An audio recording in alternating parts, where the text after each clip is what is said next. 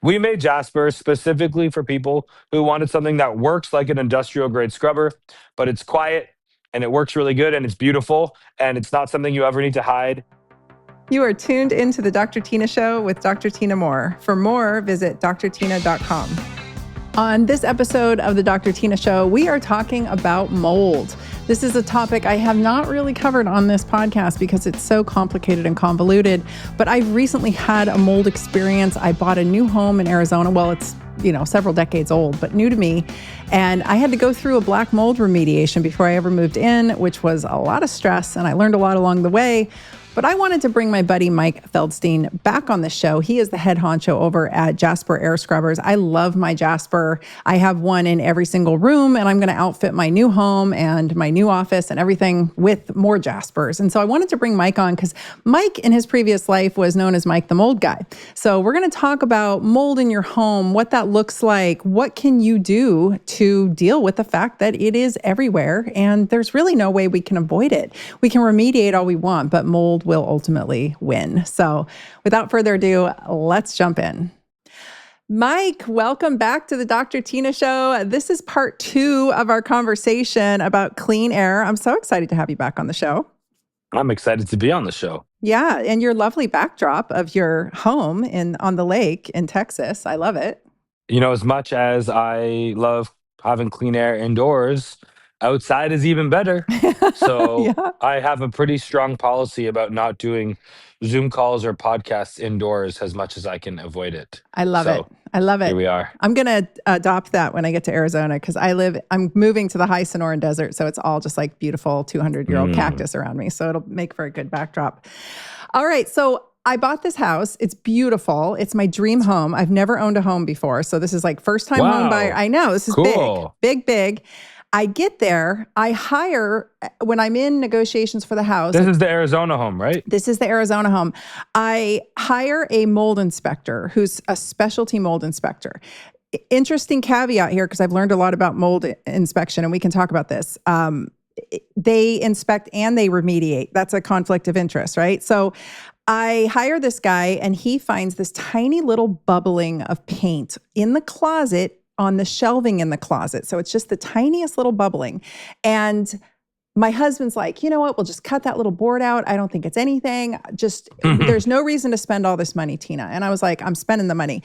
So I have a very, very high quality mold remediation company come in. They're called Square One. All my mold doctor friends recommended them. They came in, he pulls back the board, he pulls back the drywall in the master bedroom or closet. He finds the mold traversing the wall. We thought it was just coming on the other side of that wall was a bathroom vanity. So we thought it was just coming from the vanity. Nope. All the way down that wall, all the way down the wall of the toilet room, all the way up the wall, completely embedded in the insulation in the ceiling. And there's a leak. There's a leak in the roof. And it is much more extensive. I mean, it was very stressful. It was much more extensive. And so I immediately called your company and I was like, I got to get the house full of Jaspers because I can't. And you are the creator and CEO and magician of Jaspr Air Filters, which is why I had you on the show, because I thought we got to talk about this. And I know that you have some insight on the mold industry. Well, yeah, my background was I was a mold man. I am still in many people's phones as Mike the Mold Man. Once a mold man, always a mold man. Yeah, so I was doing restoration after big hurricanes, floods, fires, earthquakes, big, huge moldy events. I wasn't the guy that you would call. I was for a year or two, like in the situation where you bought a new home, but I was mostly doing like catastrophic hurricane flood work where like it was really bad. I did about a year of like general home remediation from like leaks and roofs and humidity issues and stuff like that. And I'm going to actually speak to that point you mentioned about the conflict of interest. Yeah, let's talk about it. That's kind of a funny one. And that was a big line in the remediation world when I was in the mold space directly. The testing companies would often say, we're more trusted basically because we don't do the remediation, so we have more aligned incentives. There's some truth to that, but it's kind of weird how societally we pick which areas are okay to be the inspector, like the assessor and the solution provider, and then others it's not okay. Like, you always have the eyeglass store beside the eye doctor beside the eyeglass store, and they're like supposed to be separate. And the home inspector is not supposed to be the one who does the repairs, or the mold man's not. But then, like, the mechanic for your car is the same guy who tells you that your brakes are shot and you need a new cabin filter, that does the work. When you go to a lawyer or an accountant, the same person tells you about your financial or your legal problems, and then is the solution Right. provider. So strangely, just like society kind of picks and chooses um, when it's okay to have conflicts and not conflicts. With mold and floods and stuff, typically where I've seen that conflict story come up is when it was insurance companies. Insurance always wanted like third parties and stuff like that. But I will also say the best people, how good could you be at testing and inspecting for mold when you don't know how to remediate it? Right. That's a good point. You're Yeah. you're just the one, you're doing the blood work, but you're not the surgeon. Like, so you're actually the best mold inspectors for sure. Also, a million mold testing companies have refer you their trusted third party and get kickbacks. So it's just because the business dynamics are different. So trust is really the essence of what's important here. But I would not create some hard rule that says, the I wouldn't hire someone that does both. I absolutely would, especially if they've done work from people and they have a good reputation and they're trusted, because they're going to be able to do way better inspections because they're actually comfortable doing remediation. And that's how it used to be. You'd call the mold remediation company out for an inspection and for some testing. Um, so yeah, I just don't want anybody to have a hard rule, because some of the best mold inspectors and testers I've seen do remediation. And you can have an untrustworthy situation where there's two parties, or a very trustworthy situation where there's one party. So just something for people to kind of remember. Oh, I want to throw something in here. Part of this Yeah. story that I didn't tell, that house that I had put an offer on prior, I had this mold guy come in and he tested and he found Stachybotrys, which is black mold, not just localized to certain areas like under the sink and behind the dishwasher. He found it in the HVAC system, which means it is now airborne, which is very bad, right? Like, this is a sticky mold and it should stay put. It's now airborne. And we found it in multiple places. Get this. I turn down the house. I get my earnest money back. I go move on to another house because this house was going to take a lot of work and I didn't feel like dealing with it. And I was like, you know what? God wants me to have a bigger, brighter house anyway. So I'm going to find a bigger, brighter house. And the folks that lived there had another mold guy come in and claims to have found nothing at all. And then their house is back on the market for sale. So what was potentially going on there? Because I have all kinds of theories. Well, I will also say Stachybotrys, in my opinion, is the most harmful mold. Yes. Um, that's the one where, most mold species, some people are allergic to them, some people are less allergic or not allergic, and the way they impact you varies. When you got a serious case of Stachybotrys, pretty much everybody is impacted. That I've been impacted by that one, and that one is the one where you'll feel it immediately. It doesn't take a lot of time for you to feel it. Like if you're in a hotel, and that's like when we're saying Stachybotrys, when anyone is actually like picturing black mold, that's Stachybotrys. Like visible, it's typical visible physical black mold growing on the wall from a water source. When you think about black mold, that's typically what people are referring to. And it's a really harmful one. So I think you made a very good choice not purchasing that home. And I'm really optimistic that, the most expensive thing that you buy in your whole life is a house. And it is wild that you buy the most expensive thing you've ever bought and you get a home inspection done. And all that home, and by the way, I became a certified home inspector just because I wanted to see what the training was like. And it was a few-day online course. Wow. Just so you guys know what that means. And even to be a certified mold remediator, that was a 2-day in-person course. So certifications when it comes to home inspecting and mold remediation means nothing. Experience means everything. So I learned zero becoming certified, and I learned everything on the job and working with people, and actually like everything else. So with home inspections, when you get that contract to give to somebody to do a home inspection, it basically says we're not looking for anything environmental. So you're getting a home inspection done, and the home inspector is typically looking for like roof stuff, or how old is your water heater? Is there a crack in the foundation, or do the plugs all work? And not looking for like, is this home going to make you and your family sick? So I think it's should be absolutely table stakes to do an environmental inspection and do mold testing if you're buying a home. In my little health and wellness pocket of the world, it's a lot more normal. But nowadays, when you go to buy a home, instead of just making one of your conditions a a regular home inspection, I would say, like, make sure in that home inspection process that you're also doing mold testing like you did. You literally just saved out on buying a home that would have been very problematic. So that inspection is worth its weight in gold. 100%. I had turned down, like, I think that was the third place I turned down because of the mold inspection. So I was not messing around. I'm moving out of Oregon. We have different kind of mold here. We have the kind of mold that wants to compost you, but Arizona has a lot of stachy, which is black mold, which wants to kill you. So there's big difference. Black mold secretes, for the listeners, it secretes mycotoxins, and you can't get rid of those. Like, you could get rid of the mold, but you can't get rid of the mycotoxins unless you remove the where it is. So if all your clothes, if everything you own is riddled with that stuff, like, my real estate agent said, well, these poor people that are living in this house, this mold inspection you just did that you turned down. I'm like, dude, they need to burn that house down. Like, that's how bad it is, in my opinion. There's no version of that where I'm moving into that. So, but I'm hardcore because I'm Mold was actually mentioned in the Bible. really, Yes. wow. Leviticus. Um, Basically say when you would find mold, the priest would come to your home and they would like clean that area. And then if it would come back, they would remove that part of the home, those bricks, take them out of the city. And then if they would find it again, they would burn the home down.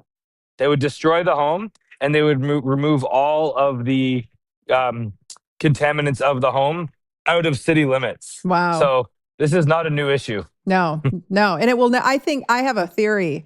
That as we become more immunocompromised through poor health, and as just a species, and as we develop more and more resistance to different medications, particularly antifungals, I think fungus is going to be the ultimate takeover. I think that's it's like that show, The Last of Us. I'm like, I don't know how far off we are from that.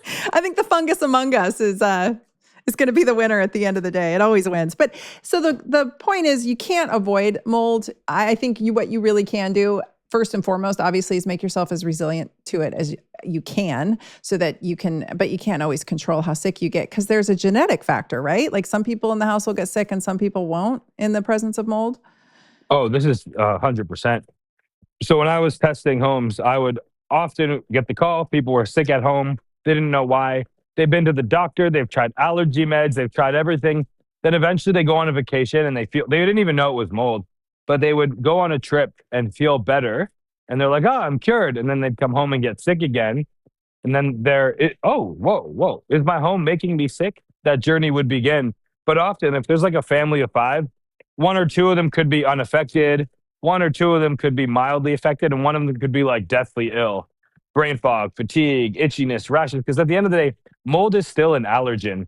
Like, pollen can mess you up and ruin your life and take away your sleep and your energy and just make you feel horrible. And someone sleeping in the same bed as you could be completely unaffected.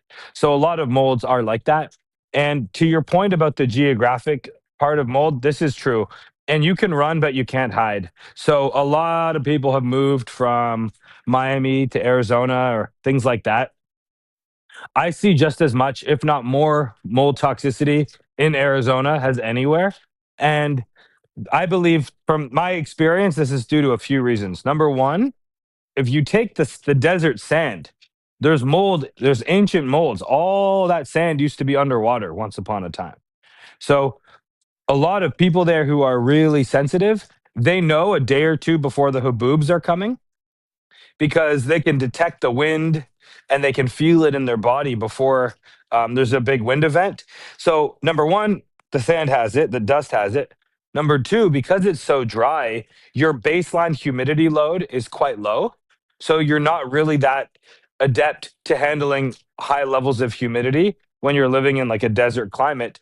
But then you still live in a home with showers and taps and humidity. So when you do have a mold exposure event, it can be a lot more severe. And often when we test people's homes, the same species of mold we find in the sand is the same species that we find in their dust in their home, and same with their blood or their urine. So, and it's not like a don't move to Arizona situation at all. It's actually a really great environment. It's just people who, you still have to condition your indoor environment. You still have to filter your air. Being outside is still great. You still want to pay attention to it, because just because the outside is dry, when you create a more humid environment indoors, you still really have to pay attention to that. Yes. I think the key is to not be indoors so much. I mean, you can't get away from the mold. You can remediate, but you're going to have leaks. I mean, it's just life, right? And so I think having really, really great air filtration inside the home and then trying to spend as much time outside the home, which is one of the main reasons I'm moving to Arizona, is so I can have my outside life back. I grew up in Southern California and I was like an outside all the time kid. And then suddenly I found myself in Oregon, where I've been for decades, and it's killing me. Like the lack of light is literally killing me. And the cold and the rain, it makes all my joints hurt. But more importantly, I just miss being outside all the time. So I forget the name of the product, but I'm gonna track it down and I'll send it to you after, and you can share it with your folks later. There's this amazing doctor, scientist, researcher. I think he was a Harvard guy, um, and he created this product. It's like a salt mist, and it really hydrates your airways before flights. Whenever I go into the desert, you spray a little bit of it and you inhale it through your nose, and it just completely like hydrates your airways and makes you feel awesome. So whenever I'm in the desert environment or flying, I use it, and it's so helpful. It really helps you not get sick. okay, I love it. Yeah, because that's the other thing. When things get too dried out, you end up being far more prone to viral infections. If your mucous membranes Yes. are dried out, you're kind of a sitting duck for everything. And so it's that nice, you got to find the balance for sure. So, okay, so let's talk about air filtration, because people can go back, and I'll make sure to put it in the show notes, the link to the first episode. And we talked about the importance of air quality, which I think we should probably touch on a bit here. But I think that Sure. in relationship to mold and the fact that you really can't escape it, I mean, it's going to happen. Let's talk about that and how critical it is to have a unit, I believe, in every single room of your house. Like, that's where I'm at. Like, they're just in every room. There's air filtration. And each room collects its own amount. It's crazy, like, how dirty some rooms get, the filter, when I change it, and others not so much. So let's talk about all that. Yeah, sure. So, yeah, the first episode that we recorded maybe a year ago ish, I would call that Air Quality 101. So, if you made it this far in the episode, thanks for listening. And if you're just like, whoa, I never thought about air quality, air filtration, what's in my air, or any of it, then this would be a good opportunity to hit pause and listen to our first episode together and then come back, because that was really like an Air 101. That's for everybody out there who takes their health really seriously, wants to feel better, live better, have more energy, sleep better. You're aware of filtered water, you're aware of eating better, and you haven't even thought about your air. Go back to the first time we spoke. If you're already air aware and you notice fragrances in Ubers and Airbnbs, and when you walk by a Bath and Body Works, those bother you, and you're aware of air, keep listening. So here we'll go a little bit deeper, but I'll give a really short, like a 2-minute recap for anybody who's like, I don't feel like going back and listening to a whole episode. The bottom line is this: our homes, especially since the 70s, are built very, very tight. They're built to be energy efficient. They're built to be made very cheap. They're made to be fast, cheap, and as tight as possible to keep your energy bill down. The problem with that they did not factor into the equation when they changed all the building codes, was when you make a home tight, the home can't breathe. And if your home can't breathe, neither can the people who live inside the home. So think about water. If you have a stream, a waterfall, a river, a creek, and it's flowing water, that's going to be pretty clean water. Let nature do its thing. The sun, the wind, the rain, the trees, That's God's air filter, and it works great. And it's called nature, and it works amazing. The sun is the greatest UV light of all time. Now, think about a stagnant pond where the water's not moving at all. Very quickly, the algae starts taking over, the water gets dirty. Now it's no longer safe for you to drink. The Well, mosquitoes come, the parasites take over. that's what happens. Energy wants to be moving always, just like our bodies. So if you think about air outside, you feel the wind, you feel the currents. As soon as you what happens is when the air is stuck, it's a very similar thing to a pond. So our homes, they don't breathe at all. So our homes are like these stagnant algae filled ponds. And that's the problem. So because the homes aren't breathing at all. And your home, think about what your home is made out of, right? It has, whether it's the floors, the paint, the furniture, the chairs, all of it. These were all things that were manufactured, then wrapped airtight and sealed, shipped across the world, and then all of a sudden unboxed in your home. So everything is off gassing. Those VOCs could take 6 months, a year, 2 years, or longer. And they're constantly off gassing for years when they have the wind, when it's hot, sunny days. And like when you go on a vacation and you come home and your home kind of smells when you come back, that's something called the stuck effect. That's because the air has been stagnant. Windows and doors haven't been opening. Nobody's been living in the home. So everything gets really stuck. So, yeah, in your home, you have all of the mold. You have the VOCs, which is the fancy word of saying basically airborne chemicals. You have all the particulate from pets, from cooking, from cleaning products, from hairsprays, deodorants, all that manufactured fragrant stuff. It's in your home and it gets trapped in your home. So generally, our homes are not very healthy environments. The average home that we test, the air is 5 to 10 times dirtier than the outdoor air. And if you think about it, like, 25 years ago, dentists didn't even wear masks or gloves. And growing up, nobody really filtered their water. Water was just water. Like tap water was the basic thing. If you would drink from your hose, now you think about it and you're like, that hose did sort of taste plasticky. That's because it was. Um, and if you really trust yourself, you can easily tell once you start drinking filtered water, you become a little bit of a water snob. And now when you taste water, you can taste filtered water from unfiltered water. And I always said there's only one bad thing about having really clean air and having Jaspers at home is you will become an air snob. All of a sudden, you're going to go to friends' homes, family homes, hotels, Ubers, Airbnbs, and they're going to smell like chemicals. Um, so like if you aren't yet filtering your water at all and you just are only drinking tap water, then I'm like, first of all, you're probably listening to the wrong podcast. And I'd be surprised because you probably are at the point where you're paying attention to the food you eat and the water you drink. Well, with water, you're breathing in 17,000 liters of air per day. You're only drinking 3 liters of water. So your air intake is much, much, much higher than your water intake. And the worst air that you're breathing is in your home. And you're spending 90 or 95% of your time indoors. So if you think about you wouldn't want to drink tap water or drink straight from a pond, but you're living in your home where you're breathing polluted toxin, mold and toxin and VOC filled air 24 hours a day, all night long.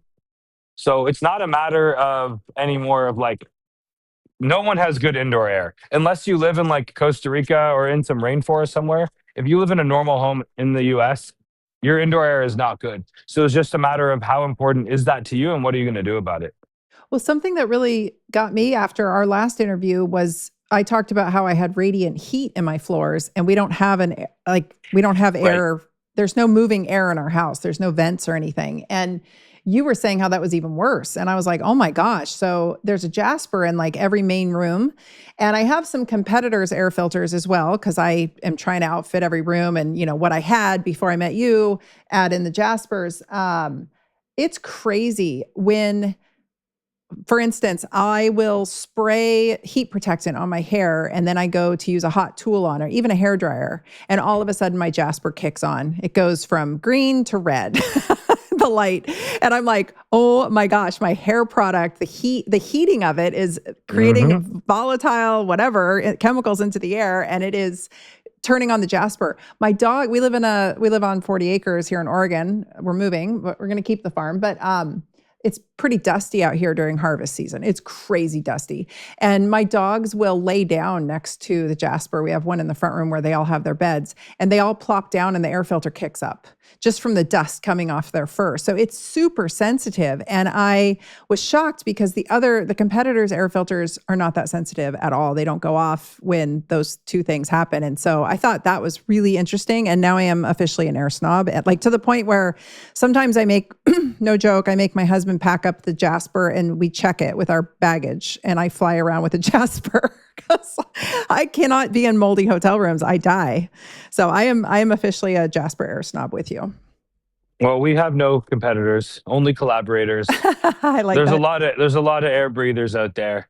So, and everything's different, but it is unfortunate. So with my background being in floods and fire and mold cleanup, the vision for Jaspr, and that's why Jaspr is really an air scrubber more than an air purifier. An air purifier is like what it sounds. It's a purifier. It's designed to incrementally clean your air, maybe make it 10 or 20% cleaner, which is why when most people have air purifiers, they don't know if they're working or not. It shouldn't be that way. It should be undeniable.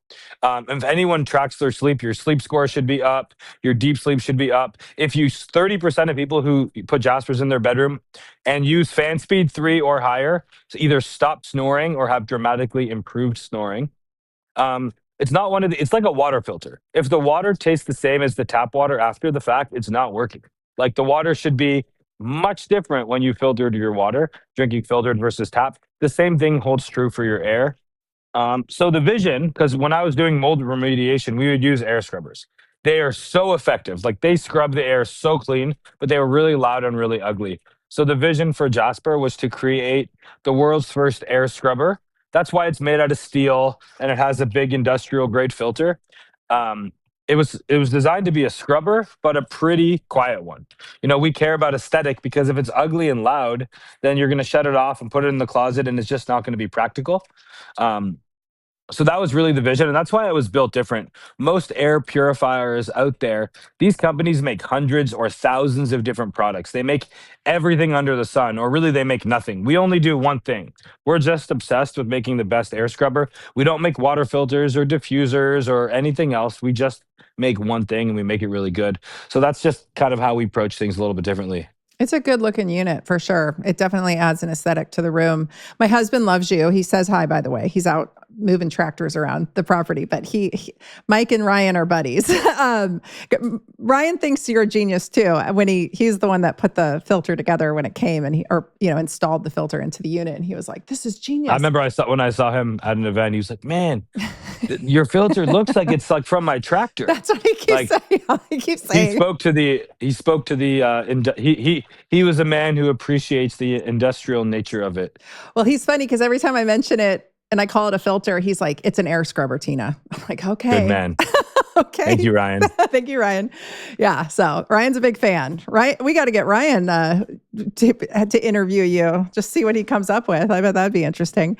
So, the other thing that sets it off is if we cook in any oils or fats, if we cook a steak, if we have a hood too, we have a pretty hardcore hood above our stove, and Jaspr in the corner goes off, doesn't matter what we're cooking. Like that thing is sensitive and it's picking up. So, and the filter, when I clean the filter out, it's crazy. The ones that are closest to the dogs and the one in my bedroom is the dirtiest.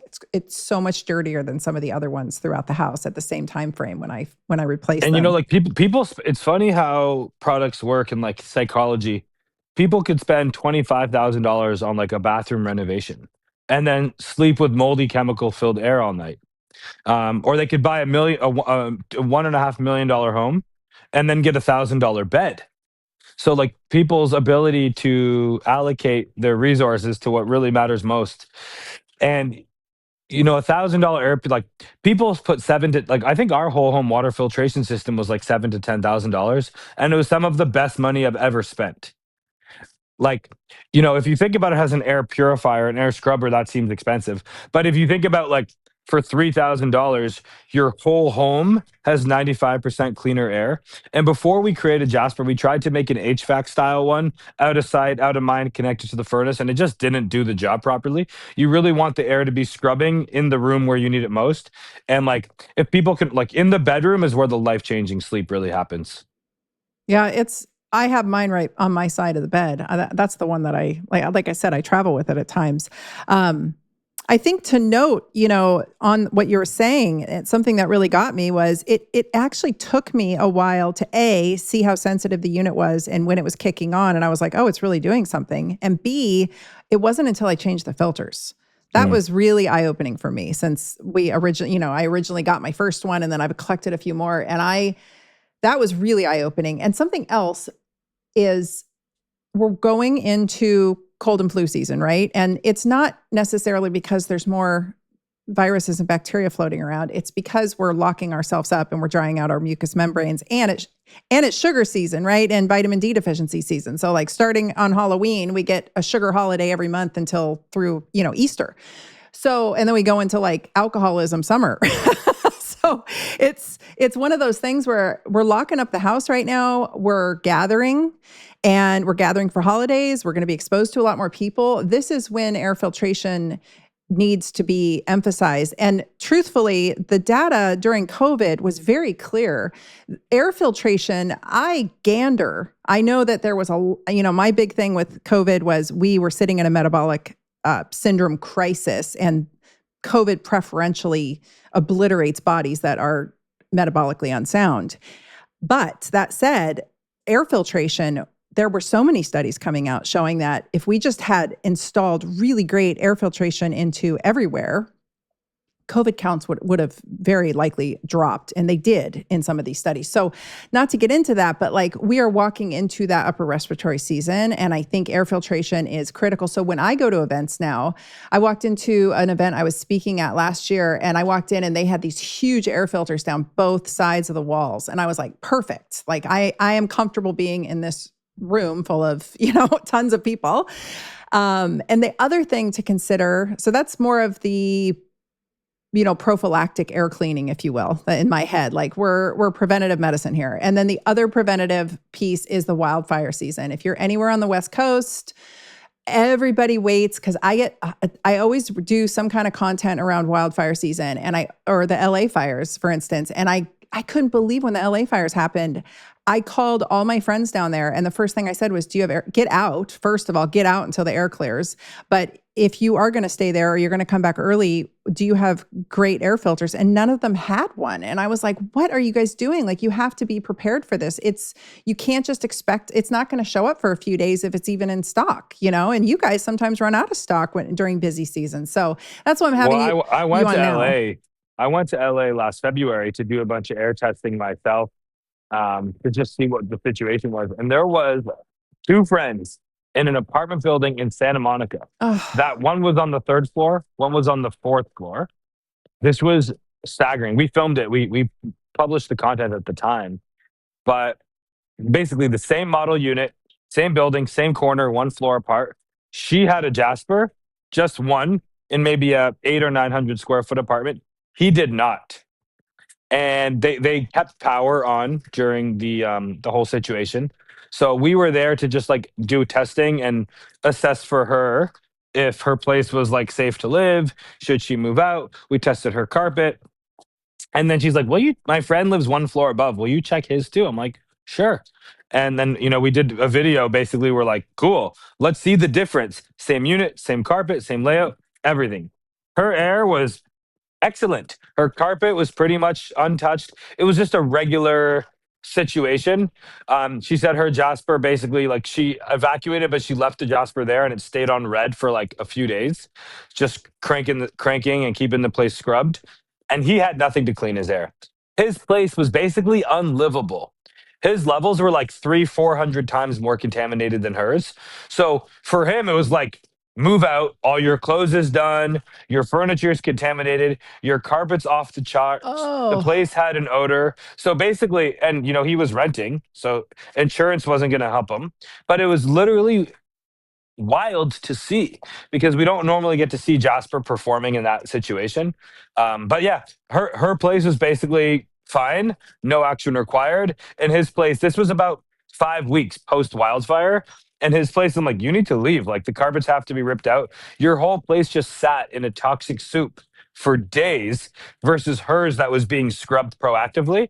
So that was really the most like controlled sample I've ever been able to see. Oh, and he had ash in the windows and the door sills. Like his place was a mess, and hers was fine. So You got that to was just a really cool situation. And the people who obviously had the power outage, of course, if you have a generator, great. If not, you can't solve everything. But same thing, I always recommend like having a couple water filters at home, like camping water filters. So if the power goes out, you can still filter your own water. I think to me it's shocking. You go to like a naturopath or a doctor now and you fill out like hundreds of questions, even a personal trainer, and like what are you doing to filter the air in the bedroom where you sleep? And what are you doing to filter your drinking water? These two questions aren't even asked. And by far, most of your toxin load is coming from the air you breathe at night when you sleep and the water that you're drinking. So, like, for anyone who's just looking for like a quick win, you know, filtering your shower water and your bathing water is better, and your water everywhere you go, and your air in every room of the home, great. But like table stakes, your sleeping air and your drinking water, that's just a huge 80/20, a big win for not a lot of money and not a lot of time and no effort. Those are two very lazy ways to have it. And you don't have to remember to take supplements or pills, just like sleeping air, drinking water, done.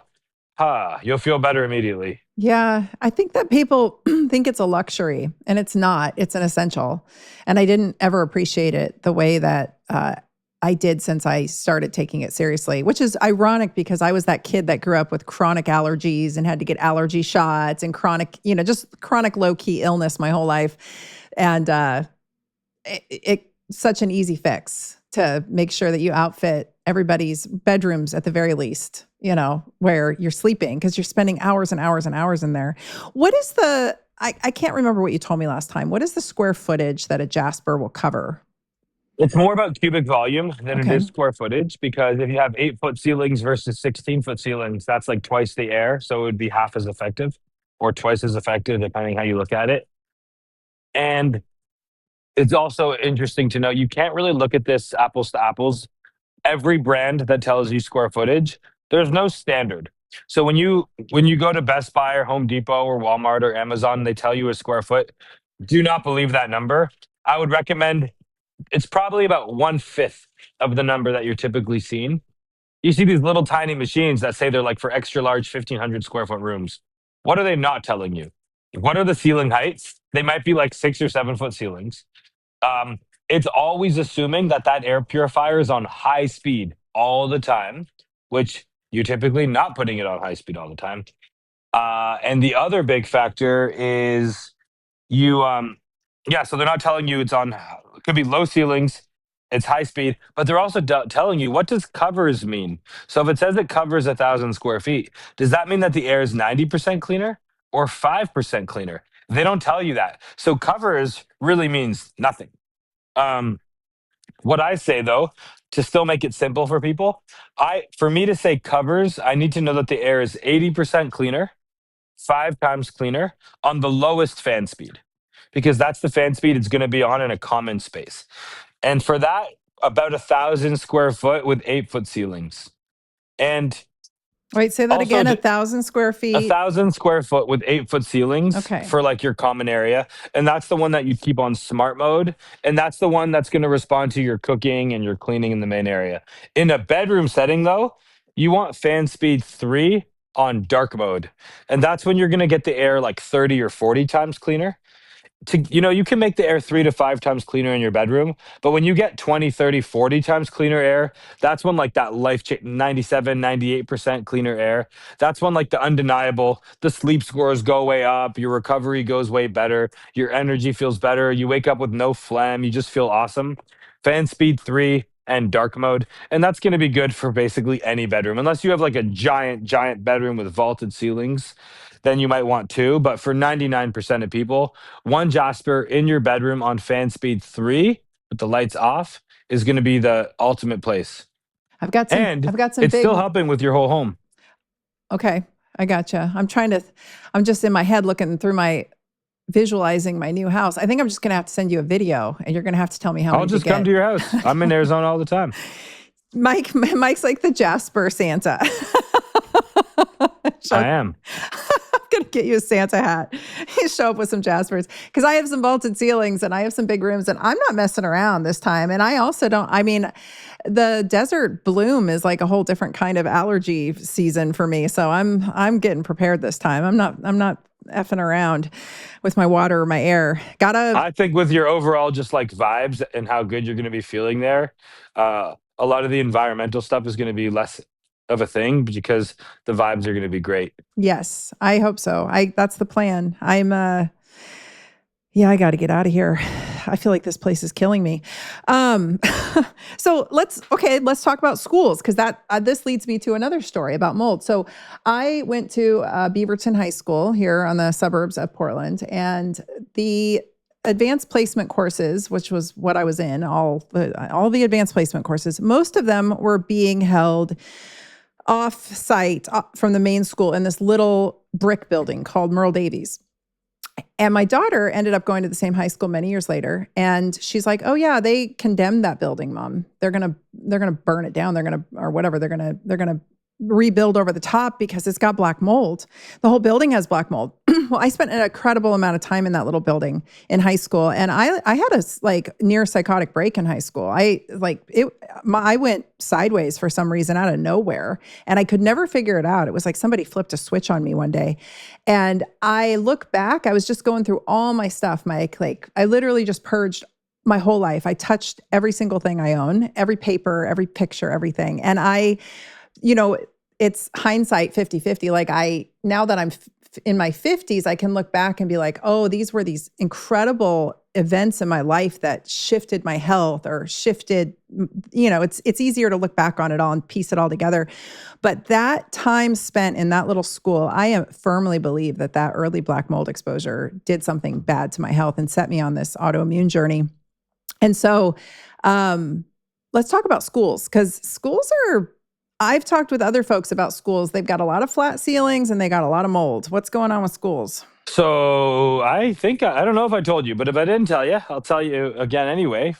We bought a school here in Austin, Wow. and yeah, we bought a school. It's opening next August, and this was inspired because when my daughter Aria was 2.5 and she went to her first daycare school type of thing, she was getting sick like every day. She was coming home congested and with a cough. And for the 2.5 years before that, we were traveling, we were out and about. She wasn't living in bubble wrap or anything. We're like, what? And they kind of normalized it. Reading online, talking to some doctors, they're like, yeah, it's normal. She'll just be sick all the time for the next few years till she gets every sickness that's in the school, and then her immune system will be ready for it. And I just wasn't really feeling that. I didn't believe it.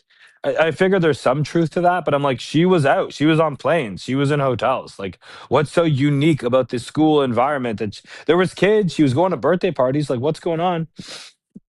And I dug like when I looked at the school's construction a little bit more closely, it had airtight windows, bright fluorescent, like bright LED lights, very harsh toxic fragrances and chemicals and Glade plugins and just like not good cleaning products at all. They did not have filtered water. So it's like if you designed a building to maximize the spread of illness, the school would have got perfect score. And I switched Aria to another school, and we put a Jaspr into her classroom. And they actually, it was a similar type of environment. They would open the windows a little bit. But anyway, she's basically stopped getting sick entirely. And then my other daughter, Adele, she went into school and had air filters in her class right away. She never started getting sick at all. She entirely skipped that phase. And there was a study that really inspired me because I was already feeling inspired by what happened with Aria, and like of course an air scrubber in the classroom was helping her not get sick anymore. All these kids are in an airtight box, breathing and sharing air. So like, duh. And with Aria, so there was a study in Finland a year or two ago where they put air purifiers in 50% of the classrooms across a number of schools. And the absentee rates dropped by 30% in teachers and students. Wow. And then the symptoms also decreased a lot. So the kids were feeling much, much better in a cleaner environment. So well, there was a school in our neighborhood that was a pocket listing. It wasn't even listed. It was the only school in our neighborhood, a little Montessori school. And I found out it was for sale. And if we didn't buy it, it would have for sure been sold to a developer, knocked down. It's been there for 25 years. So just this was a clear sign that this is our time. And I'm 35. Since I've been with Rachel for 16 years, we've been dreaming up and thinking about curriculums since we met in college. Like we've always been thinking about education and teaching and things like that. So this was a perfect sign. And we weren't loving the schools that our kids were going to before. Either they were like all indoors and very sick environments, or they were like pure nature school, like awesome and fun for the young kids, but like they weren't teaching them anything. And I'm like, can't we just be outside? And when we are inside, it's a good environment and also learn some good stuff. It's not asking too much. So our school opens next August. It's called Kindling Academy, Kindling Academy. If anybody lives in Austin, the age will be 3 to 9 for the first year, and then we're gonna over the next few years grow it all the way up to a high school program. But basically, so there's Jaspers in every classroom. We're putting in whole building water filtration, so all the water will be filtered.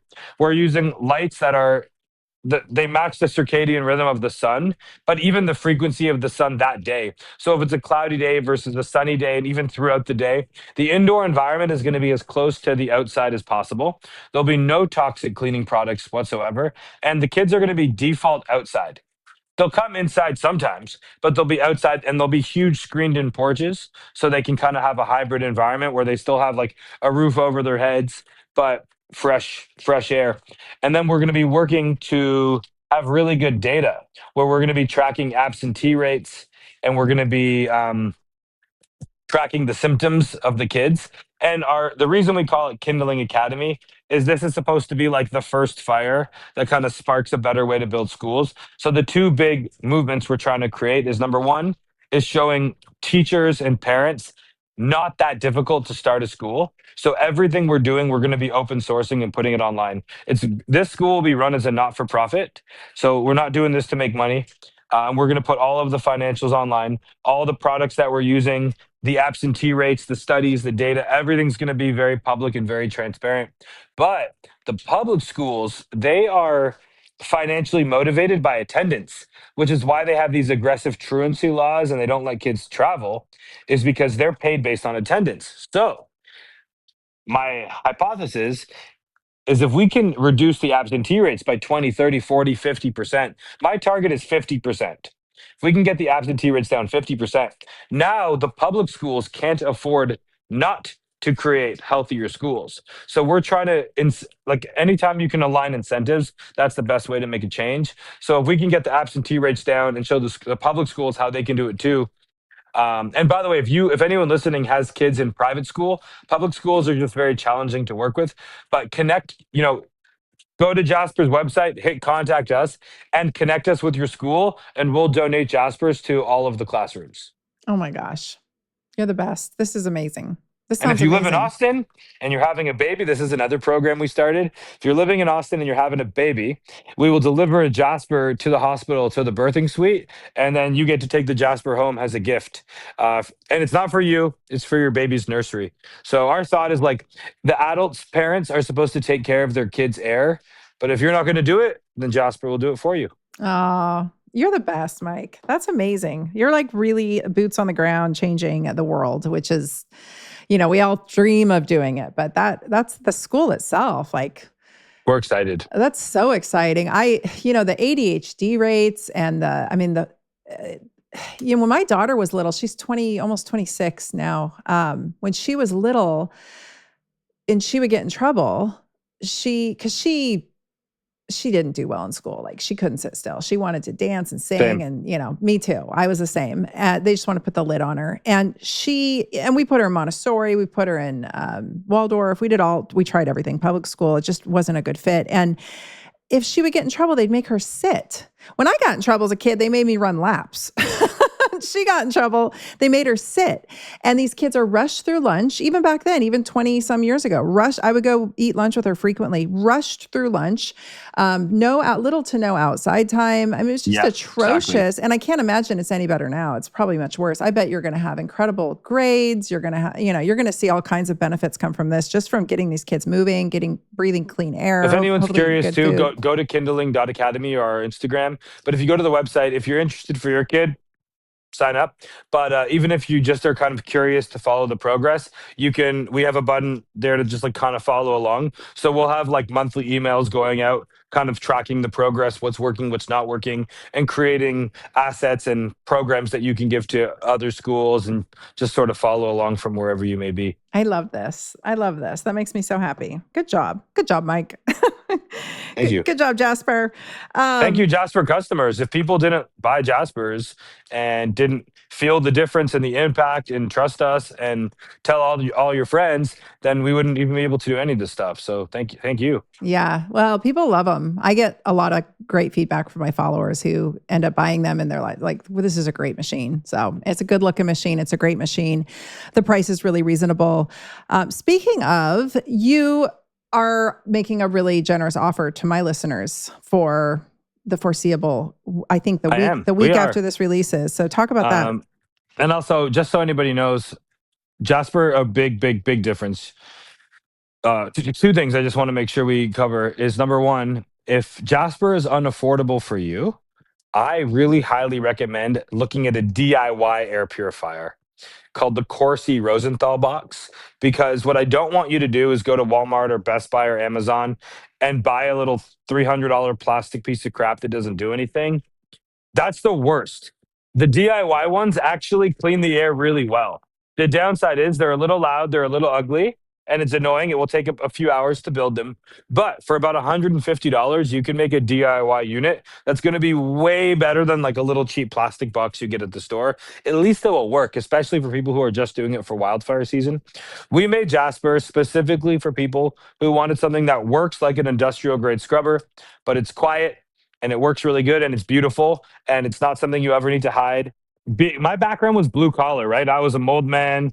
It was construction. It was restoration. The first 1,000 Jaspers, we had no e-commerce. On our website said request a free consultation, and you would talk to me for an hour about your mold and everything, and then I would send you an invoice. Like, we didn't even have e-commerce, and I'd never done podcasts. So Jaspr was very much built like a local blue collar style business. And even in Austin now, every Jaspr that gets sold in the Austin area, we hand deliver it and we test everybody's air. So we still operate like a local business here. But we have a lifetime warranty, which is a really big deal, because often it can be very expensive being cheap sometimes. So if your Jaspr breaks, whether it's a year later or 4 years later, we ship you a brand new one. You take the new Jaspr out of the box, you put the old one back in the box. We give you a prepaid shipping label, and then we send UPS to your front door to pick it up. So like, service excellence is a core value just as much as a product being good. I hate when I would buy a product with a warranty and then it breaks and I need to get like a weird shaped box, take photos, take videos, go to FedEx, pay $100 in shipping or more. That's not cool. So we put our money where our mouth is. So anything that happens with Jaspr, it's our commitment to you to take care of it. So we say it's the last air scrubber you ever need to buy. So instead of buying a new cheap plastic one every few years, this is it. That same one that you put in your kid's nursery or in your bedroom now, you're going to have it forever. So the offer today is November 13th. And Black Friday is in a couple weeks. So what we're going to do is, starting today, November 13th, we're going to give a special offer. Our Black Friday deal is our biggest deal of the year. Last year, we were sold out by more than 2 months before Black Friday happened. So, and I anticipate that's going to happen again. So starting today, November 13th, code drtyna will be $400 off. And we'll keep it live through Black Friday. But probably by November 20th or 21st, 22nd, will be sold out. So you'll still get the $400 off, but you'll be waiting a couple months. So if anybody wants to invest in clean air, um, today, this is your sign. So code Dr. Tina at Jaspr, spelled JASPR.co. Code Dr. Tina is $400 off. And whether you buy one or two or three or four or five, it's $400 off per Jaspr, not in total. And yeah, hopefully this message resonates with some of you out there.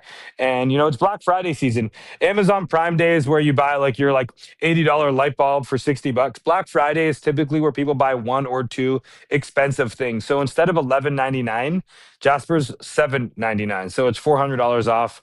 And and I hope you all learned something today. Oh, it's a great machine. I honestly, that's why I wanted to have you back on, because it's just, I'm so impressed with it. And like I said, the longer I have it, the more times I change that filter, the more I realize what it's really doing. And I just think your company is great, and you guys are all great. Every time I reach out to anybody on your team, everybody's just so nice and really quick turnaround times. And my followers have had nothing but great things to say about all of you guys. So I learned something today that I've learned several things. Every time I talk to you, I learn something. So thank you so much for coming on the show, Mike. Thanks for being here and doing what you're doing in the world. Thank you. I'll see you in Arizona soon. We'll come check out the new spot. Yeah. All right. Thanks. Thanks for listening to the Dr. Tina Show. This is a Wellness Loud production produced by Drake Peterson and mixed by Mike Fry. Theme song is by John the Guilt. You can watch the full video version of this podcast inside the Spotify app or on YouTube. As always, you can email the podcast at podcast@drtyna.com. That's DRTYNA. And if you like this episode, please rate, review, and subscribe on your favorite podcast app. You can also find all of my offerings on my website at drtyna.com.